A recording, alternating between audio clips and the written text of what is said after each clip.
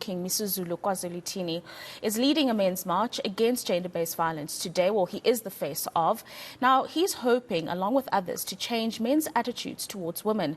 Between April and June this year, over 800 women and almost 250 children were killed. Over 11,000 assault cases were also opened in the period. Now, KZN is among the provinces with a high rate of gender-based violence. We've got reporter Nqobile Madlala, who's at the march and joins us this morning.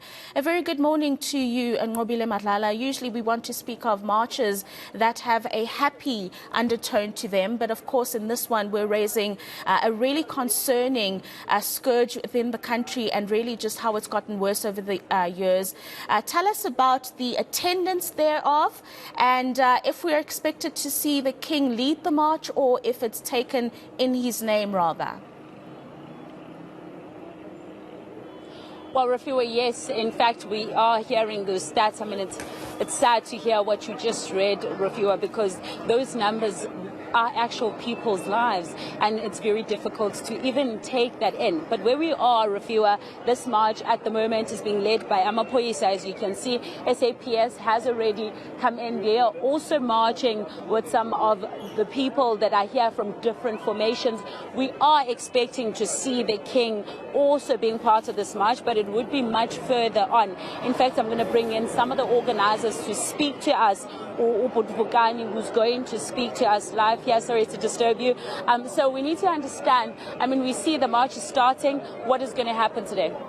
Today we're having the National Men's Day, starting with the Men's Walk Against Gender-Based Violence and Femicide. So we are here at King Dinuzulu Park, and as we join the beginning of Dr. Pixliga Seme Street, which used to be West Street, we will go all the way down with the full support, as you can see, obviously, with SAPS and members of the public and other departments. And we will go down and then turn left into Samora Machel. But before that, we will stop at the City Hall, where the Group Corporate Affairs of Multi-Choice, Mr. Colin Dlamini, will join the march, as well as Minister Eulindi Zulu of the Department of Social Development will join us. We'll take a left into used to be Aliwal Street, which is now Samora Machel, and we will proceed and get to Dlamini Park, which will be on our left, and that is where we will then have a pause, and Ubayede will then join and lead the march into Hollywood Bets Kingsmead Stadium.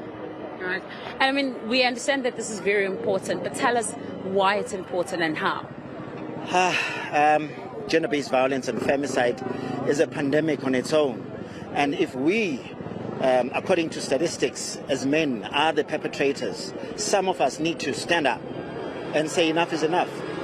And that starts with me and all other men. And that's why it's important, because it's about my mum, my grandmother, my sister, my aunt. It's about women, it's about family members, and it's about building a nation. And what is the role of men in fighting against gender-based violence?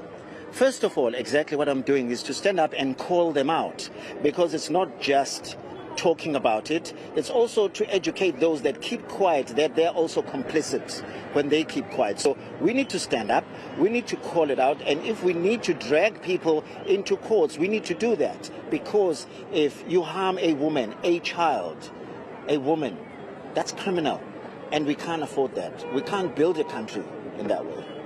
And I mean, in the beginning, when we were covering this, we heard that over 2,000 men are supposed to walk to finish this march.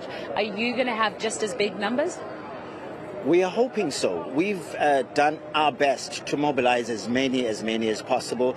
The Office of the Premier has also helped us with mobilization, and I trust that as the day goes by, people will arrive and join the walk.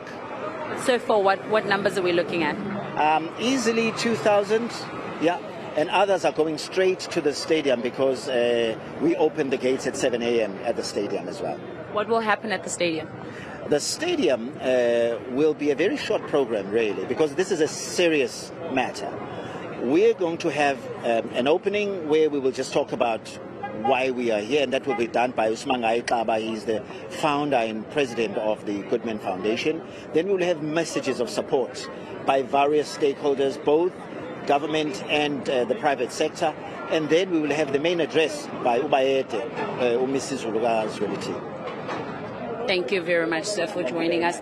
Well, Rafiwa, as you can hear, their men are saying they're taking a stand from different formations. SAPS joining that stand, and they're saying that it starts with them. And so the march will start immediately, and we will get to see the king much later on. Very, very important cause that the king has taken on, and it's an important time because it's shortly after he's handing over of the certificate of him being declared the official king that this is one of the first things he works on. Nqobile Madlala, we will catch up with you a little bit later on and just get further developments on the involvement of the king there as explained earlier on in